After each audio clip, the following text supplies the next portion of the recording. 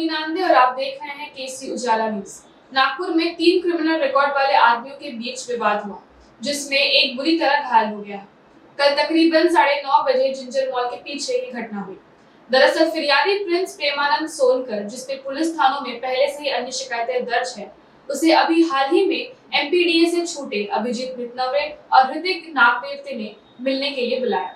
उनके बीच बात हुई, बात बदली विवाद में और फिर मारपीट में। इसमें अभिजीत और ऋतिक ने प्रिंस प्रेमानंद को जान से मारने की कोशिश की।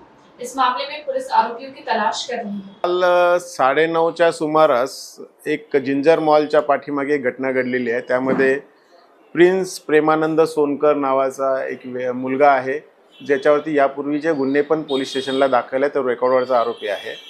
त्याला एमपीडीएतून आत्ताच सध्या सुटलेला अभिजीत नितनवरे आणि ऋतिक नागदेवते आणि त्याच्याबरोबर दोघा लोकांनी जिंजर मॉलच्या पाठी त्याला बोलवलं होतं। हे एकमेकांच्या ओळखीचे आहेत आणि तिथे त्यांना त्यांच्यात भांडण झाली। त्याच्यामध्ये जो फिर्यादी आहे तो पोलिसांचा मुखबिर आहे असं त्यांना डाऊट आल्याने त्यांच्यात भांडण होऊन त्यांनी त्याला मारहाण केली, जीवेठार मारण्याचा प्रयत्न केला। त्याबाबतचा गुन्हा दाखल झालेला आहे।